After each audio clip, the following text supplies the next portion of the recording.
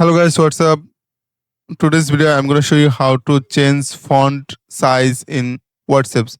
Sometimes we feel my WhatsApp font size is very small or medium or large. I need to customize or I need to change that.